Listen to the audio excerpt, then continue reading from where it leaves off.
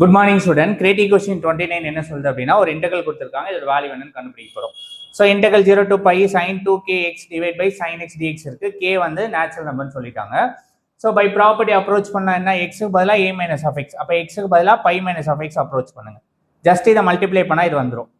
Okay, இப்போ என்ன பண்ணுற அப்படின்னா, நமக்கு என்ன தெரியும், சைன் 2π மைனஸ் தீட்டா வந்து மைனஸ் சைன் தீட்டா. அப்போ 2π மைனஸ் இதை தீட்டான்னு வச்சுக்கிறோங்க. அப்போ எனக்கு என்ன வரும், மைனஸ் சைன் தீட்டா. அந்த தீட்டா வந்து 2kx.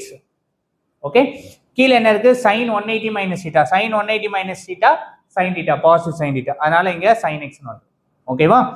இங்க மைனஸ் தூக்கி வெளில போடுங்க. வெளில போடுனா இது பேசிக்கா என்னோட கொஸ்டின். ஸோ கொஸ்டினால நான் என்ன எழுதலாம், இன்டெகல் ஐன்னு எழுதலாம். வெளில ஒரு மைனஸ் இருக்கு, minus i. So i equal to minus i உள்ள கொண்டு போனீங்கன்னா 2 times of i equals 0. Therefore i equals 0, which means that the entire integral value become 0. And thank you all.